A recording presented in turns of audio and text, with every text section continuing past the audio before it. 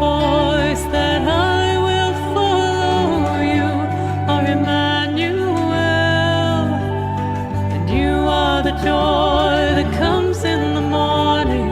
You are the light that casts out the darkness. You are my God, Redeemer and friend. You are Emmanuel, and I seek you, Lord, with all of my heart. And I know that you will open the doors. And I seek you, Lord, with all of my heart. And I know that you will open the doors. Emmanuel, Emmanuel,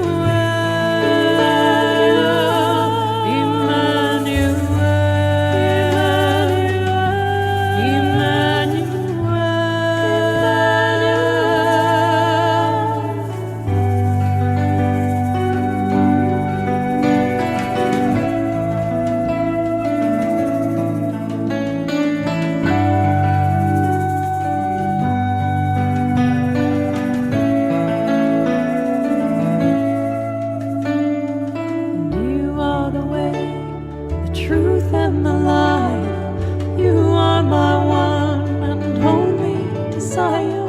You are the voice that I will follow. You are Emmanuel.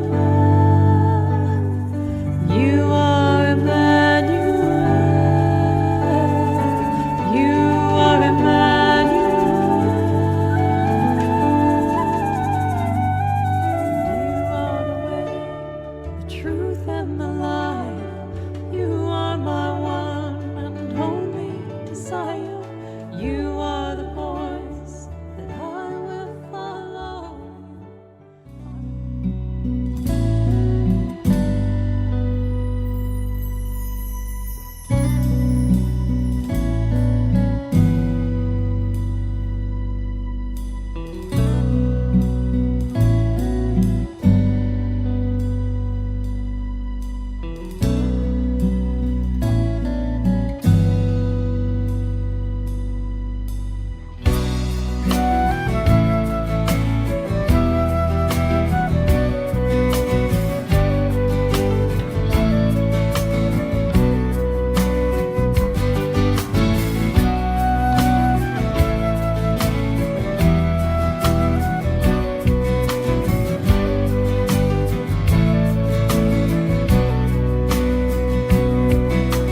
Oh, give thanks to the Lord your God. Call upon his name. Make known his deeds among the people. Sing to him, sing songs to him. Speak of all his wondrous works. Glory in his holy name. Let the heart of those rejoice, those who seek the Lord.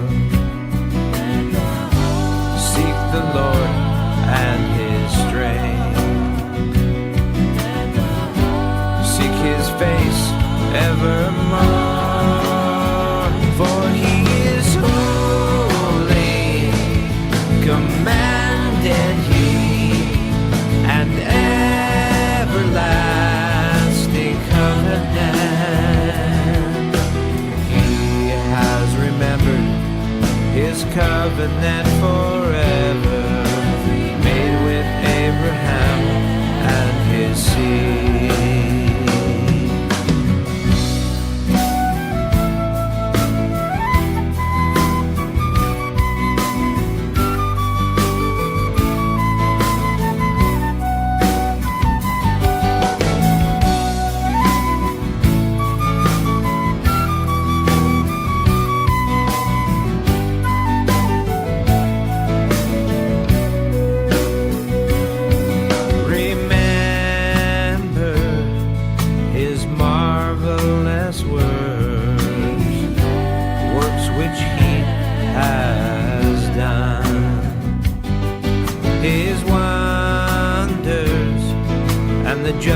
words of his mouth.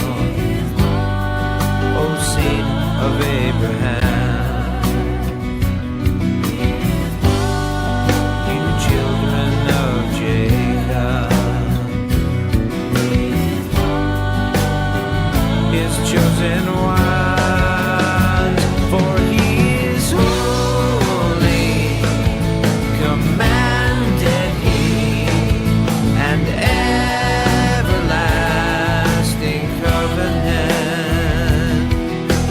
He has remembered his covenant forever, made with Abraham and his seed, made with Abraham and his seed.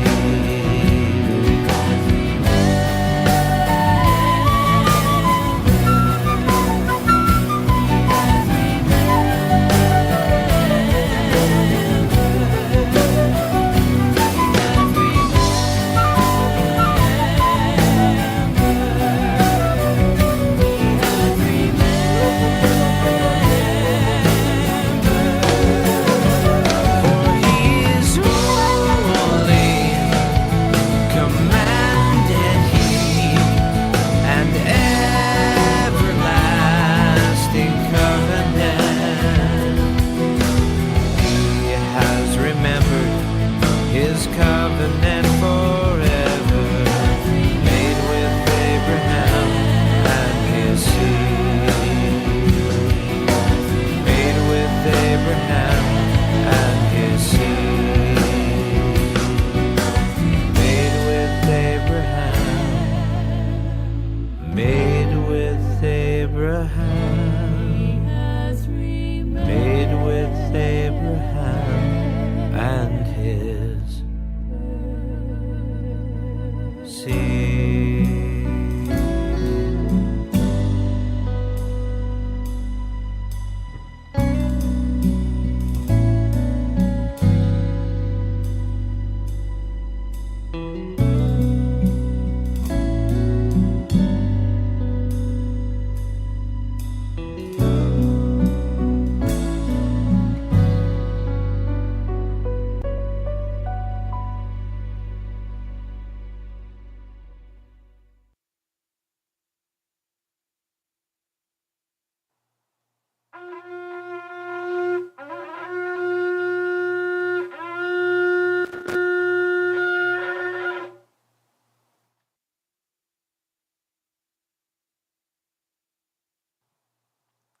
Shabbat Shalom, everyone. I'm Abigail, and welcome to this week's Zion Shabbat meeting, coming to you live from Zion headquarters at Greater Austin, Texas. To begin, our brother Judah is going to say a prayer over the meeting.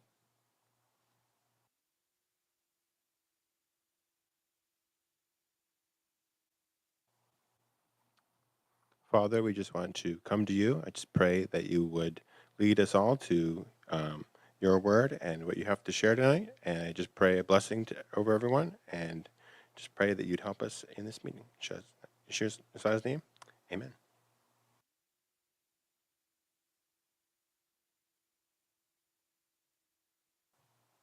And now, here's Yeshua's Narrow Way with your host, Eliyahu ben David.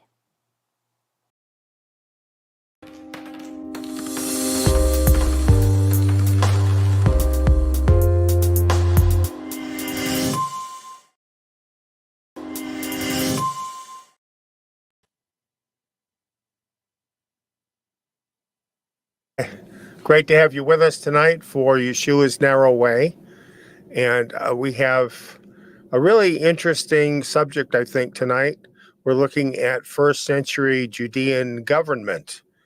And I think you'll find this really interesting because there are different power centers of the first century Judean government. And to take a look at how that worked, I think is going to be interesting to us, realizing that this is the generation in which Yeshua Messiah came into the world and what he had to deal with.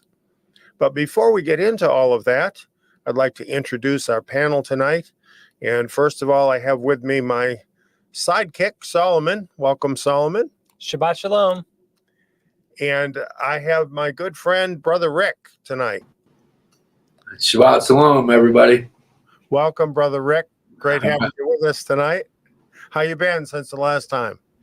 I'm doing a little tired, but I'm doing okay. Awesome. Glad to hear it. Yeah.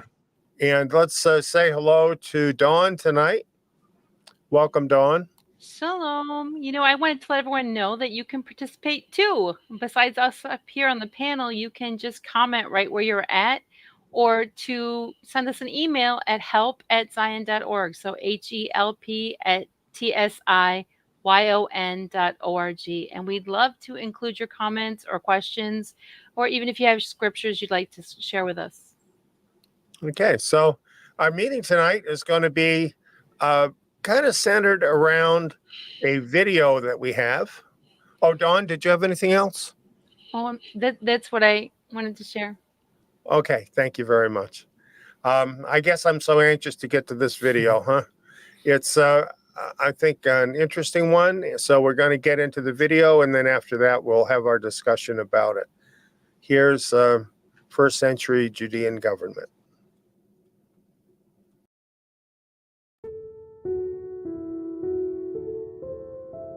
Today's theme is Judean government. Yes, we want to take a good look today at the leadership in first century Judea. Mm-hmm. We want to understand the backdrop of the world that Yeshua lived in. Makes sense.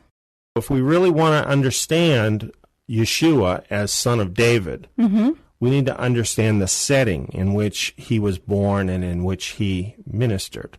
So this is our plan today, and we're going to dig into Judean government now. Of course, the first person that we think of when we think of government is the king, right? Right. And we want to talk about the king. We want to realize that from about 63 BC, Judea was under the control of the Romans. So the Romans had the overarching authority over Israel, the ultimate authority. But they appointed a king, and his name was Herod. He's called Herod the Great. Herod and his sons ruled as kings under Rome during that period. Was Herod of the house of David? Nope, Herod was not Davidic. Right. In an earlier program, we saw how actually someone from the priestly family took on the kingship, actually crowned himself as king. So this started the idea of Israel having a non-Davidic king. Well, in the time of Herod, we'd gone to a point where we actually had an Edomite king, someone who was not really even an Israelite. So this was the truth about Herod. Herod was, however, in many respects, a great king. For instance, he was a great builder, really exceptional. He did a major renovation on the temple, so much so that people often refer to it as if it's his temple. And ignores Zerubbabel and the other contributions. Exactly. But nevertheless, he did a major renovation on the temple. He had other outstanding building projects, palaces, fortresses, theaters, public buildings of all kinds, all magnificent. So this was a hallmark of Herod. Herod and his descendants were pretty much all powerful in Judea under the Roman occupation. They had the ultimate power under the Romans. And we want to understand that Herod owed his throne to the Romans. Right. So he was not really beholden to the people, although he was very concerned with the people's attitudes towards him, as every ruler should be, because he knew that ultimately his authority did issue from the acceptance of the people. Many a king has been overthrown because the people would not accept him. That's the truth. Yes. In fact, Herod was really obsessed with this worry over losing his crown. It seems that he was not altogether comfortable as king. In other words, he wanted to be king, and he would do anything to hold on to his power. But he was always feeling as if he didn't have a very good hold on the throne. And perhaps he knew within himself that he wasn't truly the rightful leader of Israel. In fact, he even killed some of his own family members in order to secure his throne. In the biblical account, we also have the incident where Herod, in order to try and maintain his throne, tried to kill the Messiah by killing all the babies in Bethlehem. Right. And what was that all about? What really happened there is that prophetically, from the book of Daniel, it was time for Messiah to be born. And there were certain signs that were to be seen along with that, which were seen by some people in the East. And they're called Magi, but they very well could have been Jewish because there was a large Jewish community in Babylon at the time. Right. So they followed this star because they knew that it was a signal that the Messiah was being born. And they came to the king asking him, oh, where is the Messiah? And so this tipped him off as to what was going on. Of course, his wise men told him that the Messiah was supposed to be born in Bethlehem. He promptly had all the babies under 2 years old, all the boy babies, killed to eliminate the competition. Wow. So you see, he was not even against killing the Messiah of Israel in order to secure his own throne and to kill all of these innocent babies in the process. So he was a totally evil and corrupt person and was not, obviously, the rightful king of Israel. An interesting thing about Herod is that Herod knew that he was not the Davidic king, and he was concerned about that. We have a quote now from the Encyclopedia Judaica. Herod, who also had to face a challenge to the legitimacy of his rule, forged for himself a pedigree going back to David, after first destroying the genealogical records maintained in the temple. This is startling. Yes. But it does agree with other sources that we've shared in the program before, showing that Herod forged a Davidic lineage that wasn't really his. And then he actually destroyed the public genealogical records so nobody could prove that he was lying. Prove or disprove. Right, exactly. Right. They could say, oh, he's not of Davidic descent, but they couldn't prove it anymore because there were no public records. Right. So there's a couple of things that we learn from this, the fact that he did this. We learn, first of all, that the people still believed that Davidic lineage was required of their leader. Right. Right? Because he wouldn't have bothered to destroy the records if that were not true. Right. Clearly, they weren't comfortable with him being king, not being a Davidic leader, and this is why he wanted to try and perpetrate this lie. This feeling about Davidic lineage and leadership was really quite serious for him to go to such lengths where he would actually destroy the public records. And probably all of these lavish building projects, including the reconstruction of the temple, all had to do with placating the people so as to ameliorate that discontent that they had with him. In other words, as long as they were getting something from him, he felt they would continue to tolerate this, which apparently they did. But any way you want to look at it, Herod's claim to Davidic lineage was a lie. It wasn't true. He was not a legitimate Davidic leader. Well, enough about Herod and his family for a while. Now we're going to move on to the next major power structure within Judea, and that was the Jewish court known as the Sanhedrin. Most of us have read about that in the Bible and have heard of this before. In order to understand more about the Sanhedrin, get the modern rabbinical view of it, we're going to quote from Perspectives on Transformational Leadership in the Sanhedrin of Ancient Judaism by Mitchell Langbert, Ph.D., and Hershey H. Friedman, Ph.D. The Sanhedrin was the legal religious Jewish court.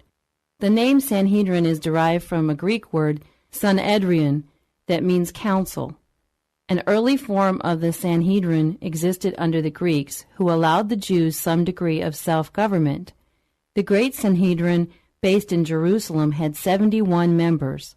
There is controversy as to how many Sanhedrins there were, how many leaders of the Great Sanhedrin there were, and whether its head was the king, the high priest, the Sadducees, or the Pharisees.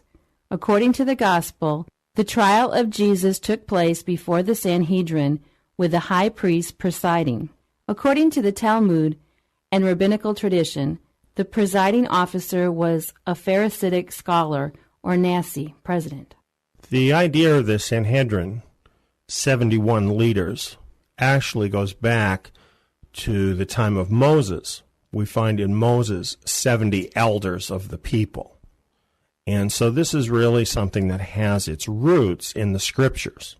The Sanhedrin of Yeshua's day was a legal religious Jewish court. In their life, their religion was such a powerful part of their life that it overlapped really into every area of their life. So the Sanhedrin had a lot of power in everyday matters. They were a court where people's everyday matters were brought before the court, and really, they were really very influential, politically speaking, within the country. It's interesting that the Sanhedrin of that day had originated under the Greeks, and so it was a form of self-rule under that higher authority of the Greeks. It says here that it's not known who was the head of the Sanhedrin. It's telling us, well, we don't know. Maybe it was the king. Some people say the high priest. Some people say the Sadducees or the Pharisees. This is really not true, actually. We do know. We have lots of evidence. It mentions in this quote about the Gospels, it mentions that the trial of Jesus, Yeshua, took place before the Sanhedrin with the high priest presiding. This is what is presented in the Gospels. Right. But as we go on, we will see that there's more evidence that this truly was the leadership of the Sanhedrin in the first century. What they're saying is that according to the rabbinical tradition, the presiding officer was a Pharisaic Nasi. In other words, he was a Pharisee, they say, and he was a Nasi, being, they claim, the Davidic leader of the Sanhedrin. So this basically is the story of the traditional view regarding what the Sanhedrin was. There seems to be a controversy here over who led the Sanhedrin. The Talmudic rabbinical tradition has a Pharisaical Nasi as leader, while the Gospels present the high priest as leader of the Sanhedrin. What is this difference about? We want to go into that and understand it because it really represents a very big difference. So we need to understand this in somewhat in depth. Now, people might remember, while we have been doing this in-depth study of the role of the house of David, we learned that Israel was to have a Davidic leader in every generation. Right. And that God actually made a covenant with David to that effect. Exactly right. So the whole nation, of course, knew this because this is in the scriptures. Well, after the Babylonians put an end to the Davidic kingship, we then found Zerubbabel, who was of Davidic descent, serving as the Nasi, the Davidic leader, leading the elders of the clans of the nation, which would roughly correspond to the Sanhedrin. Mm-hmm. And then the high priest was also serving as the worship leader of the nation. Right. But he was not in charge of the Sanhedrin. The Davidic leader was. Mm-hmm. Then later on, we found the same pattern going on with Nehemiah. He served in the role of the Nasi, and Ezra the high priest was the moral worship leader of the nation, not the head of the elders. This was the correct pattern that we found in Scripture.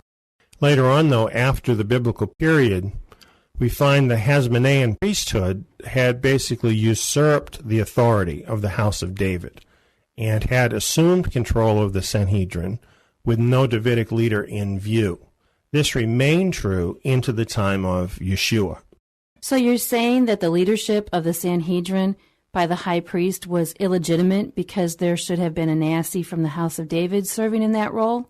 Yes, that's right. Not only is that biblically correct, but really the leaders of Yeshua's day knew that was correct too. We've already seen, for example, that the king knew that was true. Right. And we're going to see from the actions of the rabbis as time went on, how they also saw this as a defect in their leadership and tried to deal with it. We'll be getting into that as we go along here. we have a situation in Yeshua's day where the leadership of the country was actually out of Yahweh's scriptural order. The king was a pretender to authority, not divinely his, and the high priest was also claiming governmental authority that was not in the divine order. All of the lesser leaders were supporting this illegitimate power structure out of their own self-interest. This essentially put the entire leadership of the country in a state of rebellion against the house of David and thereby against the duly appointed authority of God. This was the situation of Judean government in the first century. That is certainly damning of that generation of Judean leaders, especially when you realize that they played a role in the death of their rightful Davidic king. Yes, it is damning, and a very good explanation for why that generation ended with the destruction of the temple and the loss of their entire country. It is undeniable that a divine judgment fell, just as Yeshua said it would fall, and that it fell for a real reason. I can see that, but what about the fact that the rabbinical tradition presents a different picture with the Davidic Nasi leading the Sanhedrin? Well, remember in last week's program, we found that the rabbis had rewritten their history to shorten it by 165 years, and how this served the purpose of undermining Bible prophecy about Yeshua as Messiah.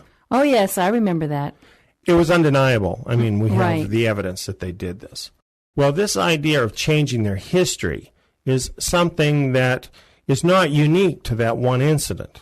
Here we seem to have another case of rabbinical tampering with history to misdirect us from the truth. We have no first century sources that agree with the rabbinical story. Both the Gospels and the writings of Josephus, the first century priest, both eyewitness accounts from that time period, support the case for the high priest as being the leader of the Sanhedrin in their day. And this is even admitted by the Jewish Encyclopedia. Perhaps you'd like to read this quote. Neither Josephus nor the New Testament bears any witness to the existence of a president of the Sanhedrin other than the high priest, while Hillel and Gamaliel appear only as elders without higher rank. The picture we have in the first century is that these principal leaders of the Pharisees are simply elders along with the other elders of the Sanhedrin, and that the high priest was the leader of the Sanhedrin. This was the picture in the first century. The Jewish Encyclopedia is even admitting this. Since the time the Jewish Encyclopedia was written, we now have a third first century witness to the political role of the high priest in the first century. Really? What is that? That's the Dead Sea Scrolls. Most of us have heard of the Dead Sea Scrolls. Some of us have done some reading about it. Perhaps others have not. But the Dead Sea Scrolls were discovered in 11 caves along the northwest shore of the Dead Sea between the years 1947 and 1956. And there was a community connected with the Dead Sea Scrolls. And I spent some time visiting that community, or the ruins of that community myself, in 1988. In all, scholars have identified the remains of 825 to 870 separate scrolls. Now, that's a lot of scrolls. That's significant. The scrolls contain fragments from every book of the Scriptures, but the book of Esther, dating back 200 years BC. The amazing thing about that is that those old manuscripts agree with the manuscripts that we already had of the Bible, showing that our biblical manuscripts are very, very accurate and solid. So that was a great thing that we learned from the Dead Sea Scrolls. But in addition to the biblical scrolls, there are also many scrolls that are unique to that community that preserved the scrolls. The Dead Sea Scrolls were likely written by the Essene community during the period from about 200 BC to 68 AD. This community was existent in the first century. This group is mentioned by Josephus and in a few other sources, but they're not directly mentioned at all in the New Testament scriptures. The Essenes were a strict Torah-observant Jewish sect. They were led by a priest whom they called the teacher of righteousness, who was opposed to the establishment priesthood in Jerusalem. The community rejected the establishment priesthood and separated itself away from the establishment off to this monastic lifestyle out there near the Dead Sea. One of the scrolls is called the War Scroll. In the War Scroll, the righteous are called the sons of light, and they are identified as coming from the tribes of Levi, Judah, and Benjamin, those who were true to the house of David, the true leadership line of Israel. Now, there's a lot of controversy even today about the scrolls. However, whatever interpretation anyone gives to the scrolls, this much is clear to everybody that looks at them. The reason why the scroll community withdrew was over their perception that the establishment priesthood leadership was illegitimate and corrupt and had led the nation into apostasy, and they didn't want to be part of it. So this is why they withdrew. The scrolls, therefore, constitute yet another first-century witness to the fact that the establishment priesthood was unlawfully occupying the leadership role, fitting in exactly with what the New Testament and what Josephus says about the first-century power structure. So here we have the Gospels, Josephus, and the Dead Sea Scrolls, all from the actual period in question, all agreeing that the power was in the hands of the high priest, with no first-century source saying otherwise. That certainly sounds convincing to me. Yet we've already heard that rabbinical sources claim the presiding officer of the Sanhedrin was not the high priest, but was a Pharisaic Nasi. What do they base that on? Well, when we say Pharisaic Nasi, for those who haven't been keeping up with the program, the word probably sounds so close to the word Nazi, they might think we're saying that. Oh, no, not at all. We're not. And the Nasi, the word means essentially leader or prince, and it was applied to the Davidic leader in biblical times. The Pharisees said that they provided that Davidic leader. We have a quote about this from the Jewish Encyclopedia. Let's read that now. The Pharisees formed an ecclesiastical body altogether independent of the political rulers, and in the course of time, when owing to the destruction of state and temple, they had no political hierarchy to contend with, they conferred the title of Nasi upon the dynasty of teachers, the Hillelites, they themselves had singled out for their aristocracy. The rabbinical schools felt the need of reconstructing their own history, which was the history of the synagogal institutions. Here's the Jewish Encyclopedia explaining this, and obviously they're trying to put the best face on this possible. Nevertheless, when we get to the root of what they're saying, they're telling us that the Pharisees of a later age reconstructed their own history to present the Hillel dynasty of Pharisaic teachers as if they had been the Davidic dynasty leading the first century Sanhedrin. Well, that's just lying. Why would they do that? Well, again, what the Jewish Encyclopedia is saying is that they did it because they could get away with it, since that former Jewish establishment was now gone. See, in the year 70, the Romans came and they destroyed that establishment. They destroyed the temple. They destroyed the society. So it was now possible for the Pharisees to reconstruct their history according to a history that was more likable to them. So they did that. The rabbis did that.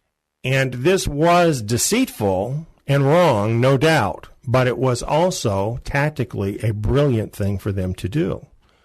This allowed them to explain away their guilt in having supported that former illegitimate system by transforming it after the fact into a legitimate Davidic-led system in which they were perceived as the good guys among the Judeans. So it made them look good. It also allowed them to raise their own status within the Jewish community, making their Pharisaic leader out to be the Davidic leader of Israel in his day. which clearly was not true, as we will prove. Lastly, by claiming that they had provided a Davidic leader in Yeshua's day, they attempted to nullify his claim. You see that? As the rightful Davidic leader of the nation. This had the effect of repudiating the competition from Yeshua's followers while bolstering the Pharisaic claim as the rightful voice of authority of the nation. Wow, that really is brilliant, and it has worked too. At this point in time, the word Jewish is the same as rabbinical to a lot of folks. Yes, many times today we hear people referring to the Jewish religion, and there's only one religion they're really thinking of, and that is the Pharisaical religion. And this is how rabbinical Judaism sells themselves as being Judaism. However, this is not really the truth. When we trace this back to the history of the Pharisees, we find that the Pharisees of the first century, while having considerable religious influence, no doubt, nevertheless did not have the top political leadership that they claim they had. They did not have Davidic leadership. And there were a number of other groups in the time of Hillel who were considered just as Jewish as the Pharisees were, including Yeshua and his followers. So, as it was in the first century, it's the same now. Jewish people can be set free by this truth, that being Jewish does not require adherence to rabbinical Judaism. There is another choice. That's very liberating. But could we get more facts about the rabbinical claims regarding the Hillel dynasty? Who was Hillel really? Of course, Hillel in Jewish tradition is a giant figure. Right. To understand more about who Hillel actually was, we want to turn again to the Jewish Encyclopedia.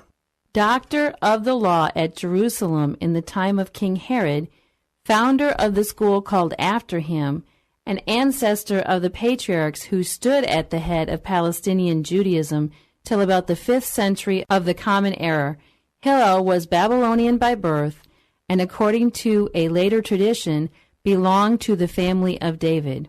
Nothing definite, however, is known concerning his origin, nor is he anywhere called by his father's name, which may perhaps have been Gamaliel. When Josephus speaks of Hillel's great-grandson Simeon ben Gamaliel as belonging to a very celebrated family, he probably refers to the glory which the family owed to the activity of Hillel and Gamaliel I. Well, this tells me that he was from Babylon, a doctor of the law in a time of Herod, and that he founded a school named after him. The part about Davidic descent is a bit iffy, simply saying it was a later tradition. The part that stands out to me is that nothing definite is known concerning his origin. That's right. Although he founded a Pharisaic dynasty, his true origin is not known. However, the tradition regarding him is quite grand. Let's read a bit more from the Jewish Encyclopedia. According to tradition, Hillel thereupon became head of the Sanhedrin with the title of Nasi, prince. But this is hardly historical. All that can be said is that Hillel was recognized as the highest authority among the Pharisees and the scribes of Jerusalem. He was the head of the great school, at first associated with Menahem, a scholar mentioned in no other connection. Hillel's only title was the elder. There are some amazing admissions in this quote from the Jewish Encyclopedia. Certainly Hillel's school and dynasty were of great importance to the Pharisees, with the Hillel dynasty lasting from slightly before Yeshua's birth into the 5th century. Surely a figure of this importance should have had a well-documented lineage. However, we've seen that nothing is known about that from his own time, other than that he came from Babylon. I would suggest that if his origin is not known from his own time, that omission was by design rather than by accident, being that he was such a famous figure. Mm-hmm. If he had a noble ancestry, it would have been well known in his day.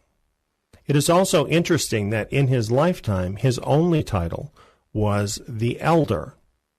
This identified him as belonging to the Sanhedrin, but is a far cry from the title of Nasi claimed for him by later tradition. There seems to be a big gap between the tradition regarding Hillel and the actual facts. Has anything from him actually survived to our day? Not much. Actually, there are only two enactments, both very similar, that have come down to our day from Hillel. The Jewish Encyclopedia tells us about them. Let's read about that. Whatever Hillel's position, his authority was sufficient to introduce those decrees which were handed down in his name. The most famous of his enactments was the Prospal, an institution which, in spite of the law concerning the year of Jubilee, ensured the repayment of loans. The motive for this institution was the amelioration of the world, i.e. of the social order, because it protected both the creditor against the loss of his property and the needy against being refused the loan of money for fear of loss. A like tendency is found in another of Hillel's institutions, having reference to the sale of houses. These two are the only institutions handed down in Hillel's name, although the words which introduced the Prospal show that there were others. Since we have only two institutions of Hillel, which are both similar in effect, to understand one of them is to understand both of them.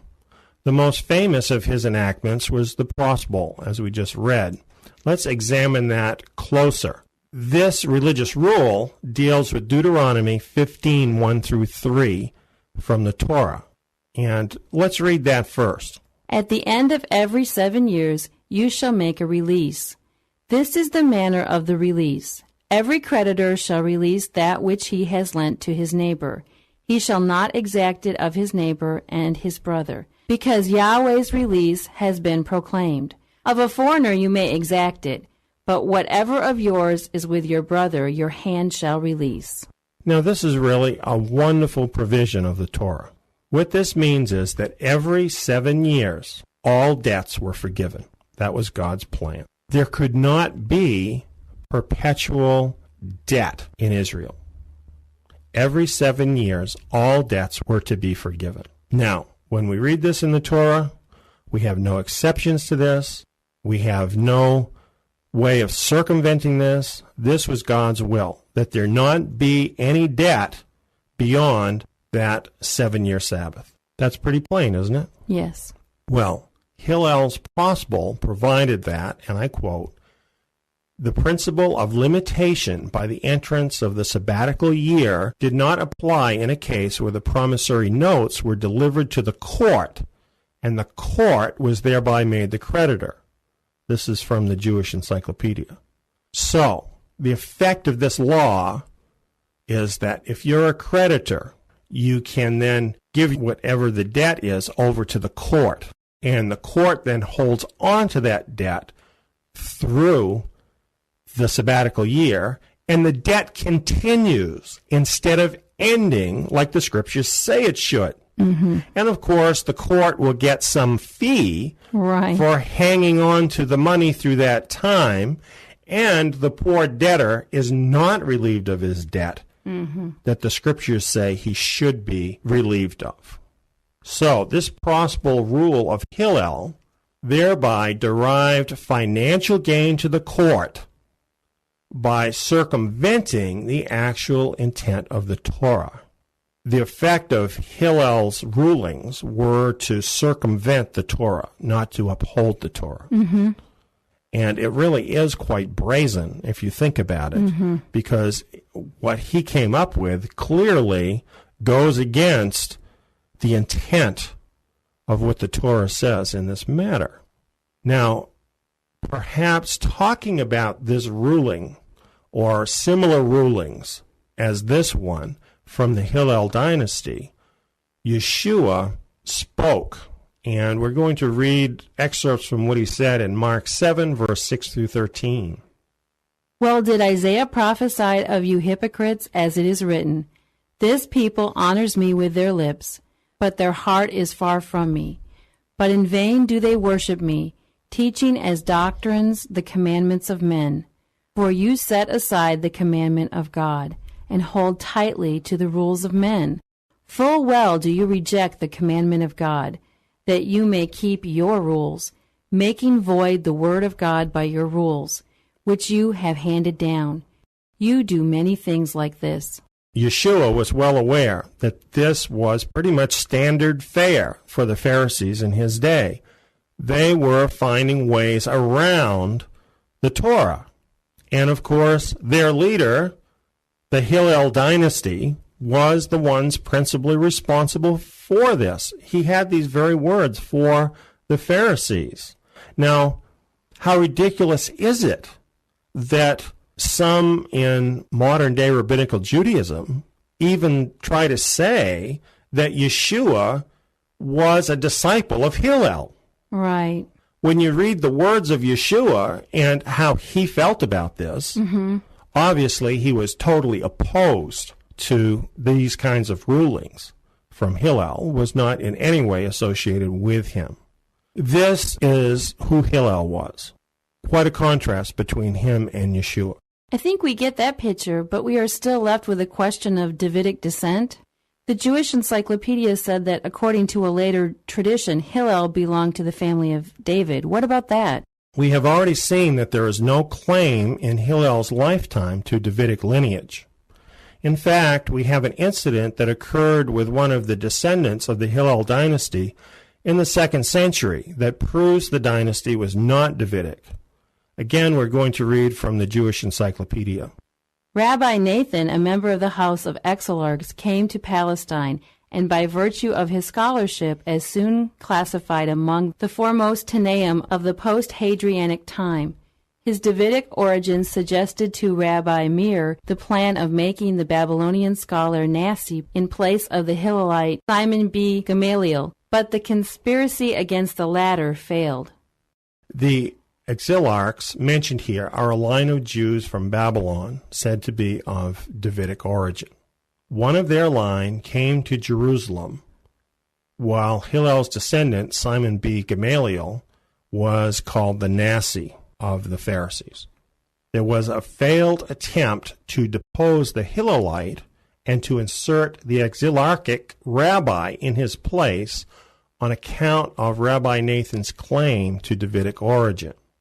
This is the story.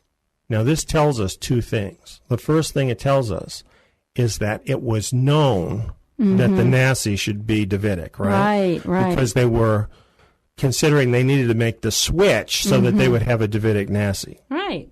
Secondly, it was also known at the time that the Hillel dynasty was not Davidic. Right, or they wouldn't have needed to switch. Exactly. So this is all very clear from this story. And so even though this attempt to have a Davidic Nasi failed, it does demonstrate for us the fact that Hillel's dynasty wasn't actually of Davidic lineage.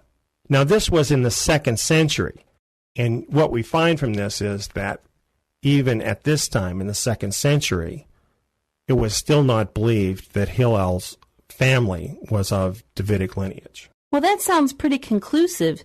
So where did this claim of Davidic descent for Hillel come from then? Well, actually, it originates from a single verse in the Bereshit Rabbah. And this is a rabbinical text originating no earlier than the 3rd to the 5th century. And we're going to read the entire text of that verse now. Before we read it, I want to emphasize this isn't the entire thing. There's nothing else. Let's read it. A book of pedigrees was found in Jerusalem, wherein it was stated that Hillel was a descendant of King David. That's it, folks. One sentence. That's it. That's all that's there. No actual documentation at all. That's right. The alleged book of pedigrees is not named. It's not referenced. We're not told where we can find it. It's not presented for any reasonable examination. We're simply told that somehow this book was found in Jerusalem and that it proves that Hillel was a descendant of David. Do you believe that? It's laughable. It is.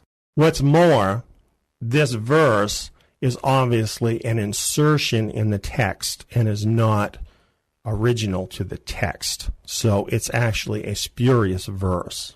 Why do you say that?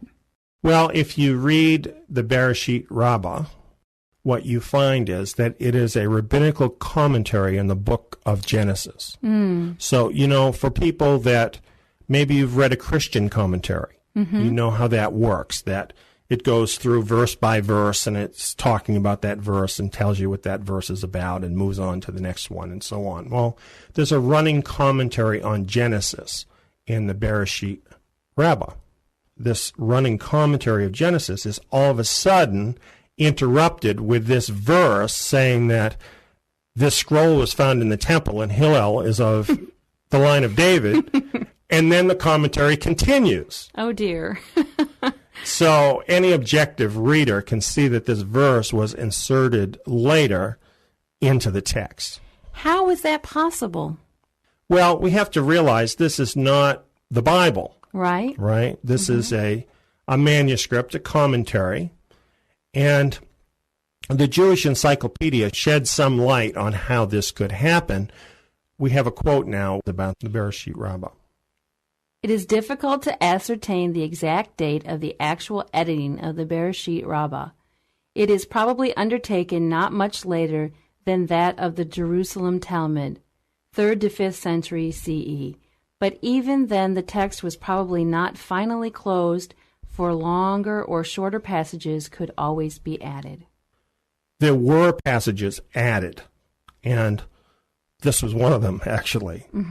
And the oldest version of the Bereshit Rabbah that we have available, the very oldest one, is from 1512, which is only about 500 years ago. I see. You see? So in all that period, someone could have inserted that verse. So since the text was never closed, there is no knowing how late the spurious verse about the descent of Hillel from King David could have been inserted. But really, this is not a serious documentation of something that's real. So then, is this the best claim that they have for Hillel's Davidic lineage? Yes, it really is. And people believe it just because the rabbis said it.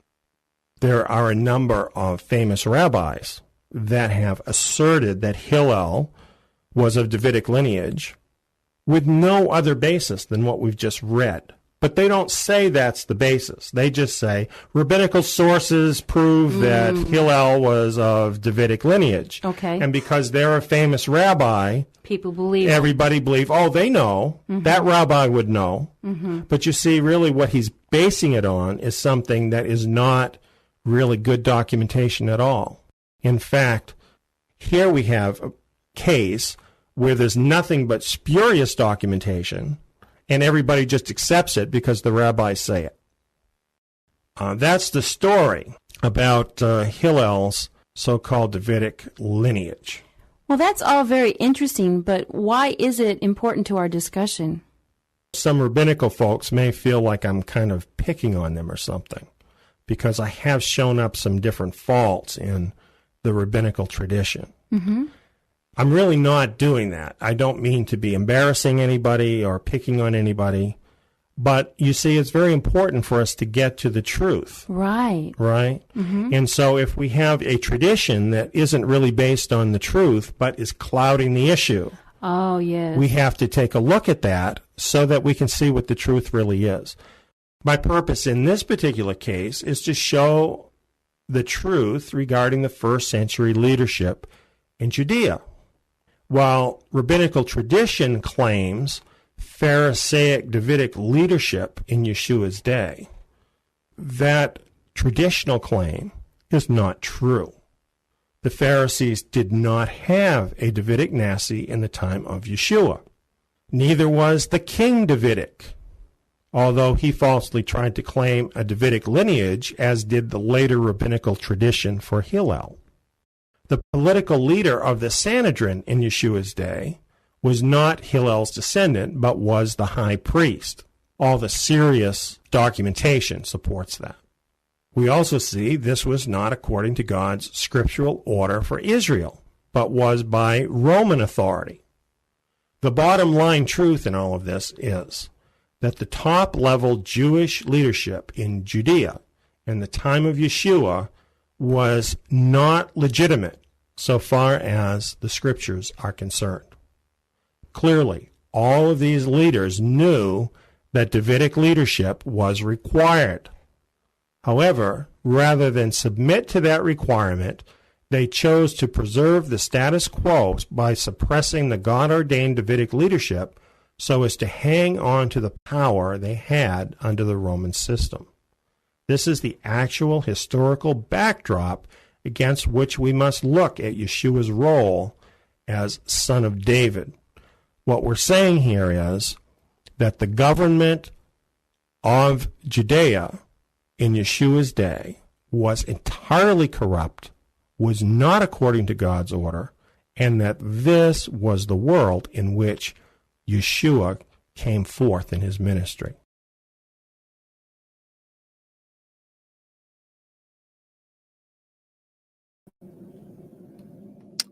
Well, I think that was a very informative video. We did a lot of research on that particular video in order to get to the bottom of what the government was really like in the first century. And I hope you found that useful. We're going to have our panel discussion now about the video. And I think we'll bring Rick back first. Hello, Brother everyone. Rick. Hello. What did you think of the video? How you doing? All right, man.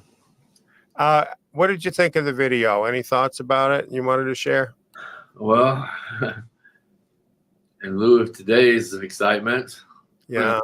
the corruption in the government is nothing new, Right. nothing new at all. I mean, and all this stuff about, forging Hillel's stuff, there's a lot of stuff in there. Oh, Rick, you sound like a conspiracy theorist. People wouldn't really do those things, right? I definitely am a conspiracy theorist. There's been nothing but conspiracies, in all kinds of governments, because it has been corrupt and people don't want to let go of power. That have their power, other people want to grab it. It's like the Wild West, don't you think? Well, they don't have the same weapons, but they're definitely mighty powerful. Yeah, indeed. Keep their power any way they can. I mean, killing your own family members. Come on now. Oh, really? Huh? Yeah. Oh, I got a lot more about that. Yeah. Let's bring Saul back too, because he may have some things to share. First impression, Saul? Well, man, the first thing I think of is, how history repeats itself. But secondly, it's actually really sad to think about what an opportunity they had in the first century when Messiah was on the earth, and they wasted that because of greed, because of lust for power. And, Yeshua, he's still the king, and, he has the best plan and he moved things forward. Yeah. But it's really a shame that they didn't decide to submit themselves to his real authority, Yes, so true. And we still have Dawn out there. Let's bring her back too. Hello. Your first impression, Dawn. Of course, you are an old hand at this one. Well, you know what I was really thinking is drawing this from the personal level on up. At whatever level that we have any kind of leadership role, whatever kind of governance or government role we have, if we're not submitted to him, we're nothing. That power, that authority, whatever it is that we think we're doing. And we have to start with ourselves, have that rule over ourself, our flesh man, our nature, because everyone has it. And as we see from these kinds of studies, it goes really bad in a hurry when the rulership is corrupt. The people are really groaning and having a hard time. So true. Yeah, it is just so true. Let's bring up our slides. And I have a few slides here that I think will be helpful. And we have Yeshua's words here in Matthew 23:4. Now, he's talking to the religious leaders, but it could just as easily be to Herod or even the Romans, because it applies to all of these segments, I'd say, of the government in the first century. Saul, would you read that? For they bind heavy burdens that are grievous to be borne, and lay them on men's shoulders, but they themselves will not lift a finger to help. And isn't this how corrupt government is, right? They're all serving themselves, not the people. Mm. And they just keep laying out more burdens on the people, is how that works. Well, I have a few slides here. And I'd just like to put this into context. What we have been talking about is Yeshua's lineage, which is the first thing you find in the book of Matthew. And we're going into Matthew more deeply. But before we do, we wanted to look at this matter about the Davidic covenant, because it's involved in starting out in the first few verses, and then through the rest of Matthew, you keep finding it. So we wanted to understand this whole concept before we got into that. And this is Psalm 89, talking about Yeshua and his covenant with David. And that essentially provided what? Holy structure and a beautiful connection between Yahweh and his people through the house of David. Yes. So what is the responsibility of the house of David in Yahweh's order according to the Davidic covenant? Well, I believe it's to maintain and to push forward the things that Yahweh is doing in each generation in righteousness and in the Torah. Now, Rick, here's a question for you.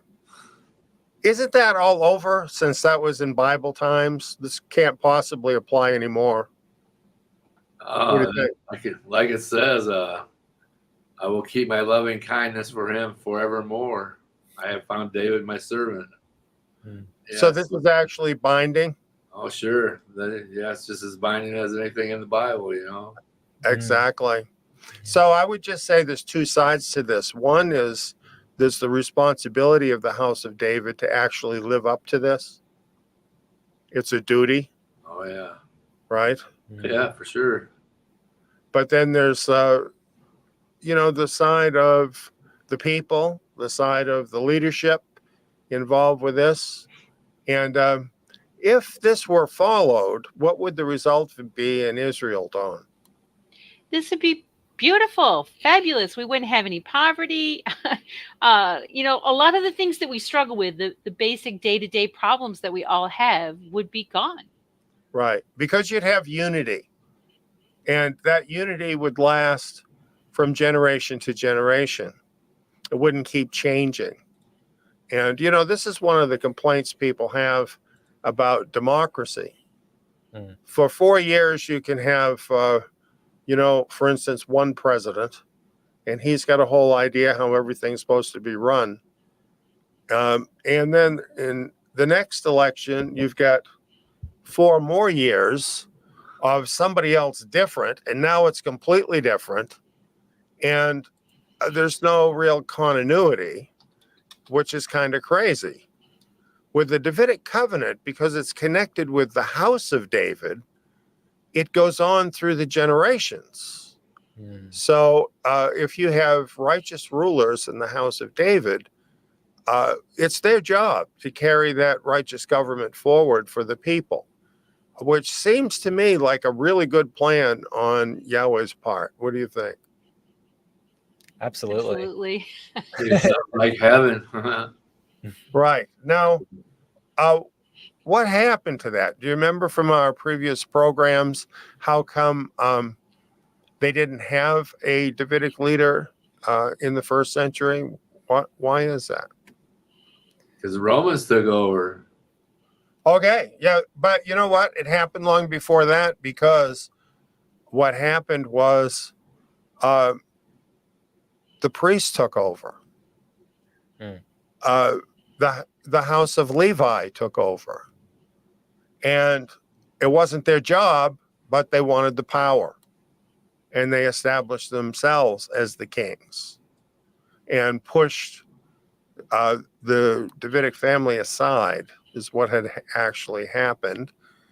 And then eventually, like you're saying, the Romans did take over, and that made everything pretty crazy then. So just kind of keeping in mind all of this and realizing how this was, we're going to go into this a little deeper. Let's look at our next slide.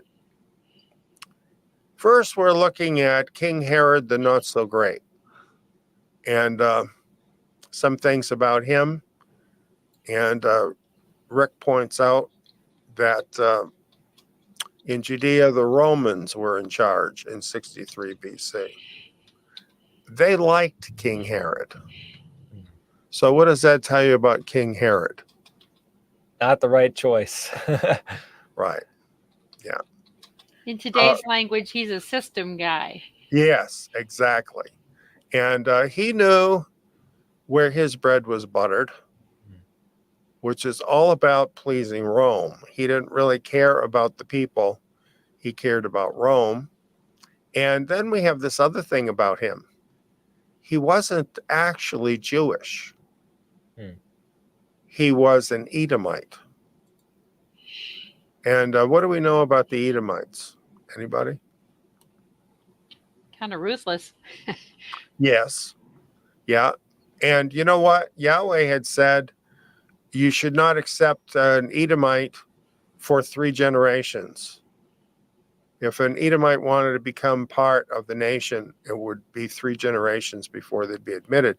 And the reason is because they were not only related to the Israelites, but also enemies of Israel.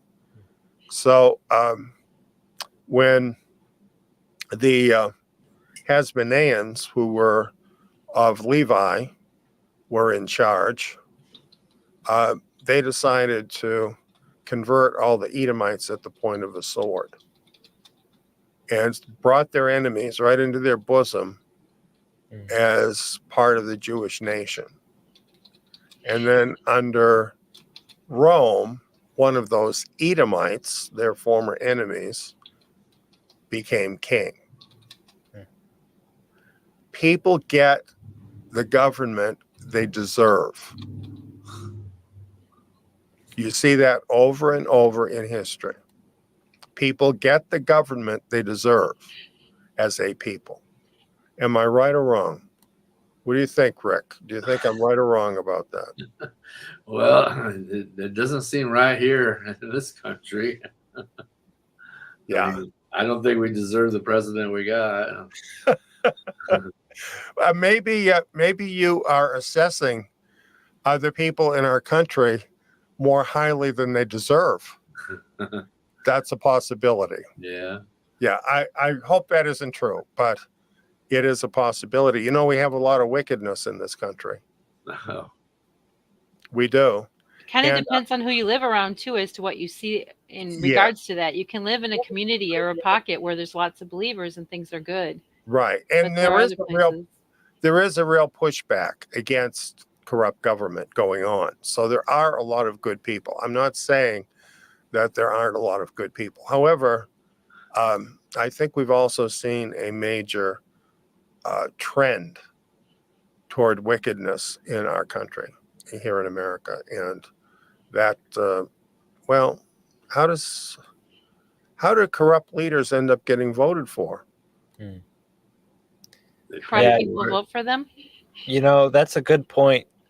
I think that a corrupt leader wouldn't get very far if there weren't corrupt people under him. Mm-hmm. And unfortunately, that corruption goes from the top down.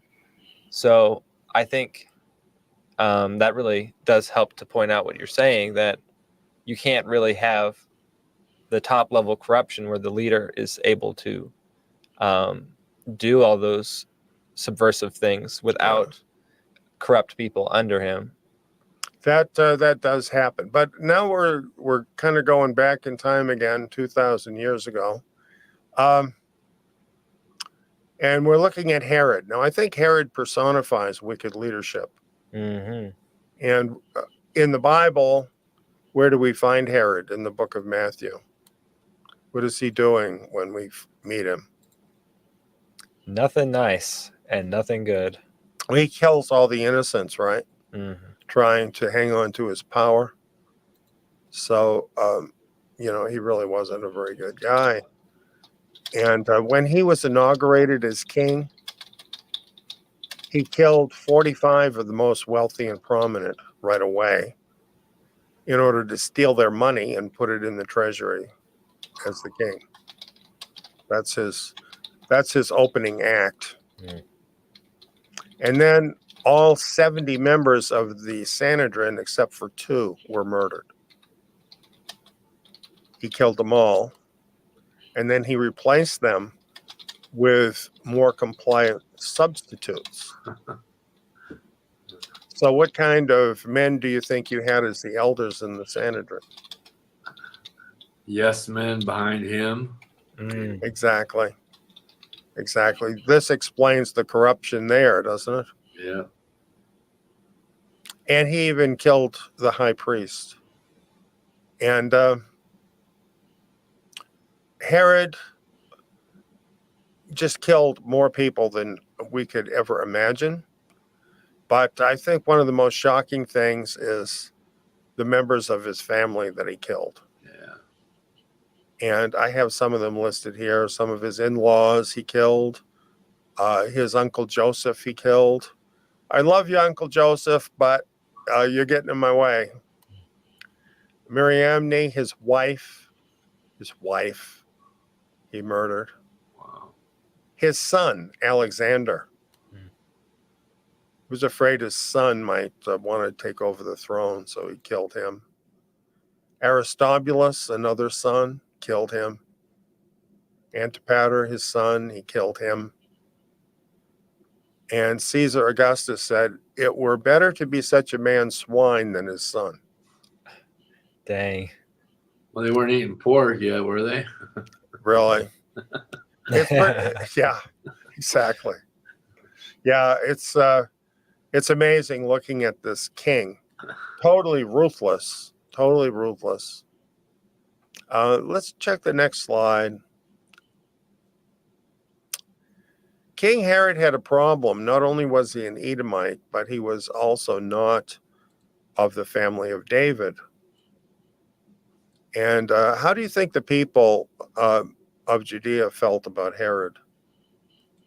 Well, they probably wanted to throw him out a window. They'd like to. They all hated him. But he was very powerful. Mm-hmm. And he did have big building projects, including totally refurbishing the temple in an amazing way. Building Caesarea, just a lot of things. So he did do a lot of good things. He did.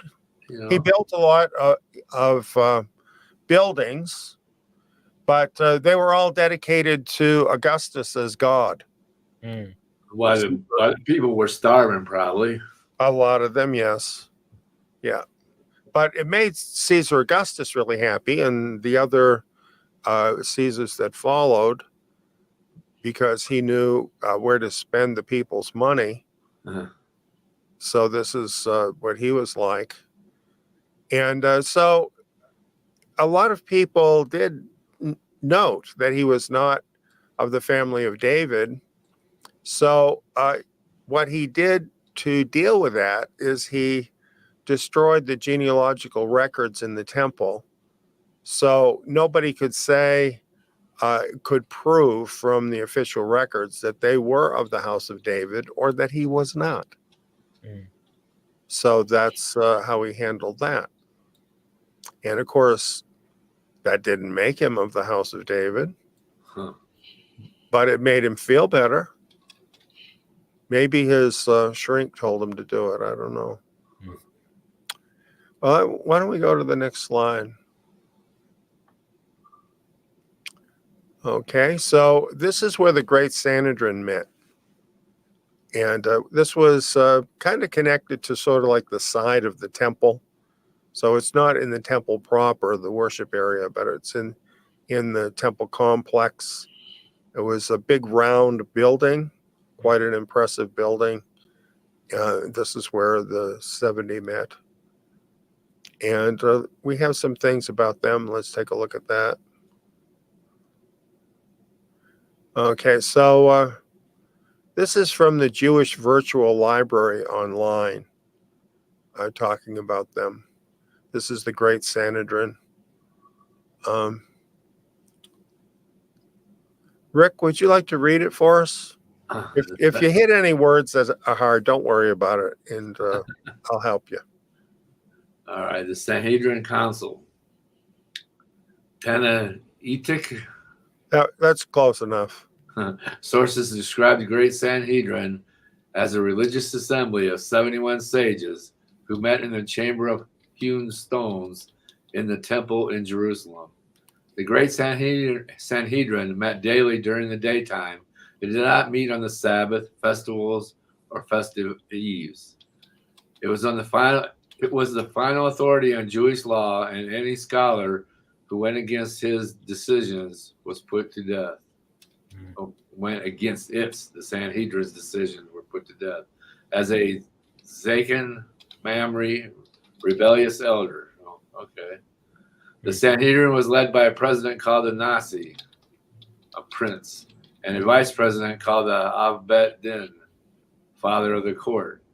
The other 69 sages sat in a semicircular facing the leaders. According to the Gospels, the high priest presided. Yes, and as we saw, there was an issue about that because rabbinical sources try to claim that the high priest did not preside. But Josephus says they did, and so does the Gospels. Mm-hmm. So they had a lot of power. You know, if they could put to death the people that disagreed with them, that's a pretty big thing, isn't it? Yeah. Yeah. They were very, very powerful. They weren't as powerful as Herod because, as we already learned, he killed them all. He killed them all and replaced them with these guys. Yeah. So really, if you think about it, they're sort of part of Herod's regime, aren't they? Yeah. So let's go on to our next slide. So this is just telling us more about where you can find this in the scriptures. There's so much about them. They're referred to 21 times in the New Testament. That's quite a lot. It's a lot, yeah. There's a lot of verses in the New Testament. And most of them, they weren't behaving well. Mm. And sometimes you'll see the phrase Council of the Elders, and it's talking about this great Sanhedrin there. Here's another thing, too. Some sources say that the Sanhedrin is the Sadducees, but actually what we find from the New Testament is that the Sanhedrin was composed of elders from the Pharisees, the Sadducees, and the chief priests. So this is who they were. And there's lots of evidence that they were corrupt. And if you think about what had happened with Herod, how he killed the others and then put these guys in, what would you expect except that they would be corrupt? Mm. Who'd want the job? Yeah. Yeah, exactly. Right. So, this was a very corrupt system that it was happening. And Josephus writes about all of this, and he represents them as being corrupt as well. So we're not getting down on the Jewish religion. We're just telling you how things really were in the first century, because I think it's really important to realize when Yeshua comes into the world, the sorts of people that he's dealing with in the government. Mm. And just think about this. I mean, he's the king of Israel. What is his duty? Set things right. Yeah, it's his duty to step up and be the king, isn't it? Yeah. So it's not a matter of like he's trying to take over. This is his position. But in order to become king, he has to deal with these people. And not so great. Not so great when you're dealing with this kind of corruption. Mm. Let's take our next one. And this is the third element. I've just kind of broken this down into these three elements. You know, we have the Herod and the Herodians, we have the Sanhedrin, and we have the Romans here. So we could break this down more because it was really very complex. So we know, for instance, with the Sanhedrin, you have Pharisees, you have Sadducees, you have the priests, you have the Essenes, who are not really talked about in the Gospels.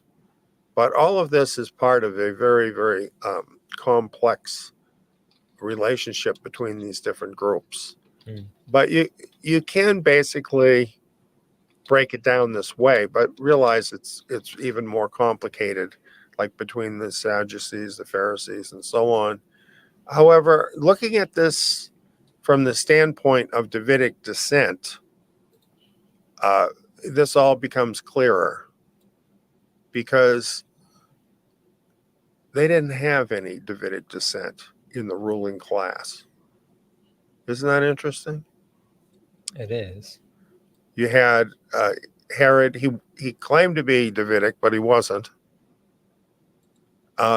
It's claimed that the leader of the Sanhedrin was Davidic, but that was like hundreds of years later. They claimed that. Why would they change that? Anybody have an idea? To look more legitimate? Yeah. In retrospect, they want to look more legitimate. Absolutely. And then, of course, we have the Romans, and they didn't really care about being Davidic, but they didn't like people who were. And that's what we're going to look at right now. And Saul, would you like to read this one? Of the family of the Lord, there were still living in 81 to 96 the grandchildren of Jude, who is said to have been the Lord's brother according to the flesh.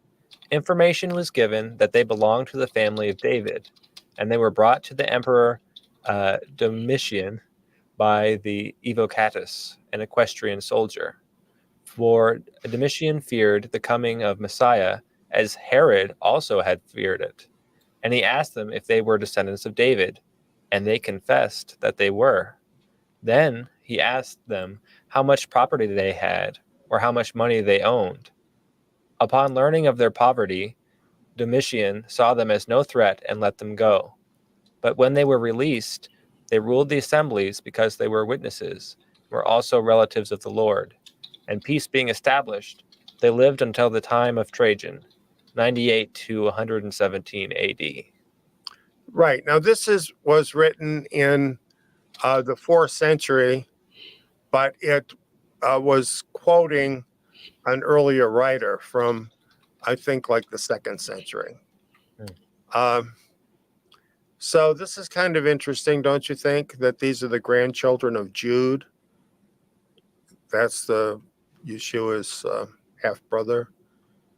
And this doesn't seem like the thing the Romans were worried about. Isn't that interesting? What they were worried about is that they belonged to the family of David. Yeah. That's kind of interesting, I think. That is interesting. Because I don't think they really would have feared them. I mean, they felt like they had killed Jesus, right, or Yeshua. So they didn't really worry about him so much, but they were worried about the family of David. Why do you think they would be worried about the family of David? Because the house of David had real authority that potentially the Israelites would bolster behind. So it was kind of a threat to their grasp of the area, I think. Right. Exactly. And I think it's an interesting comment that Domitian feared the coming of Messiah as Herod has also feared it. And now I doubt that Herod actually believed in the Messiah, but he probably feared the people would believe in the Messiah. And maybe that's exactly what the Romans feared. But obviously, they were very concerned about anyone that was a descendant of David. And These two, however, were such humble men. What they said is, that between them, they just had a plot of ground that they worked to live. They showed their hands, and their hands were full of calluses, and supported that they're just dirt farmers.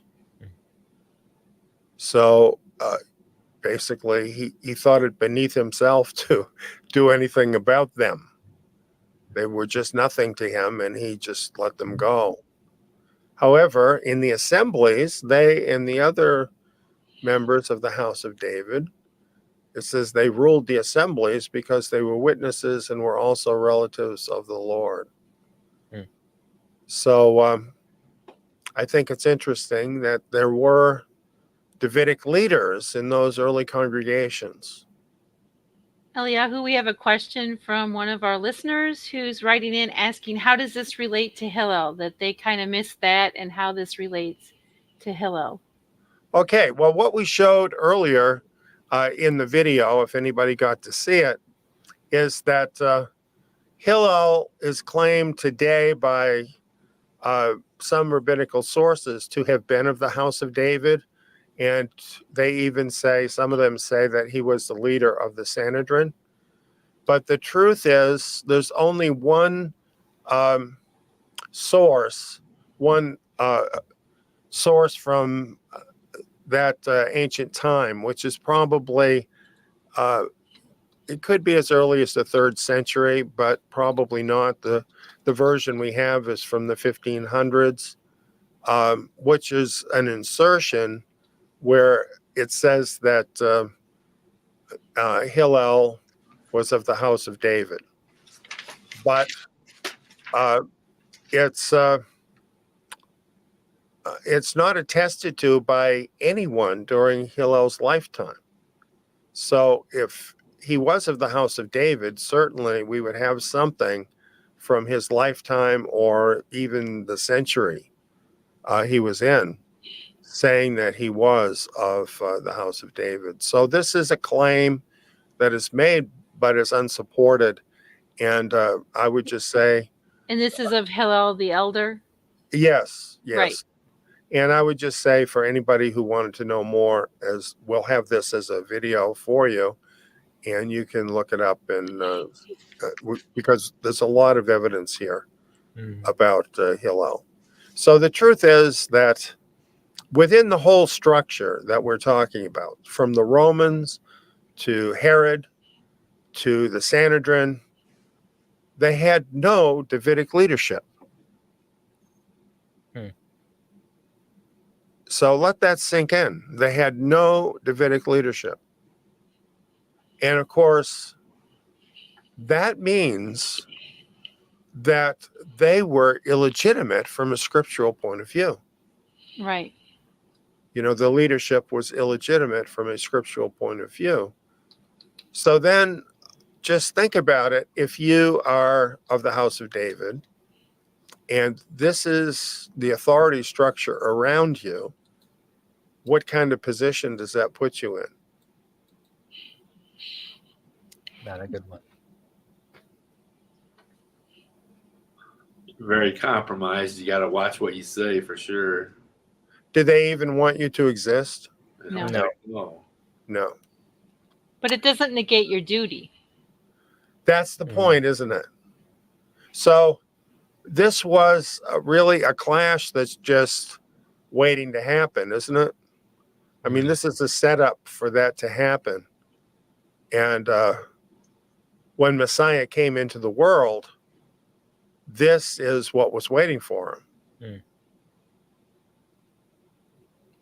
And I think as you go into the book of Matthew and you read about Yeshua's lineage, if you didn't understand this history, you wouldn't realize what is really unfolding before your eyes as you read the book of Matthew. It's like there's a sort of Damocles hanging over his head from the time that he actually is even born, from before he's born. And this is an inevitable clash that is before him. but it also involves his family because, of course, they were all of the house of David, right? Right.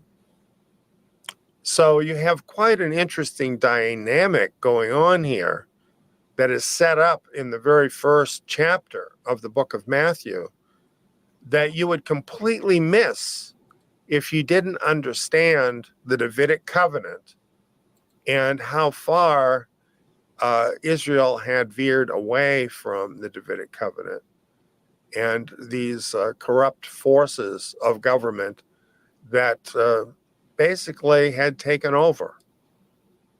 So it's something I think is very important. Now, we are going to be getting into the book of Matthew very shortly now that we have covered all of this. We understand all of this.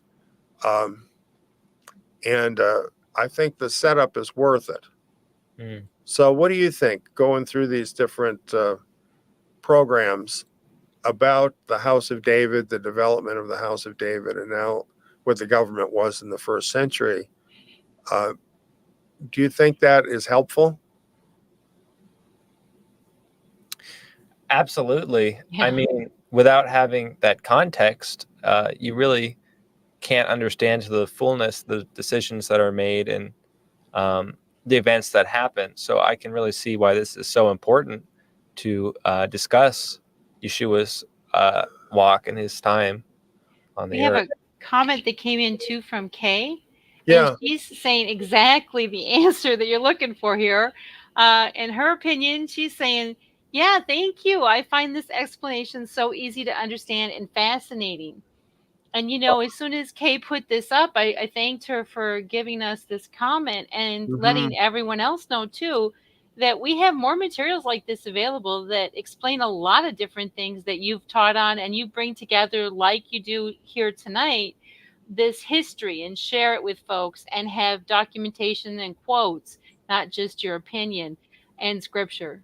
Well, I just want to thank Kay for saying that, because we are trying to dig more deeply here to really understand what was going on. I think sometimes when we read through the Gospels, we're reading about people in a different time that thought a lot different than people do today. And some of it is very mysterious.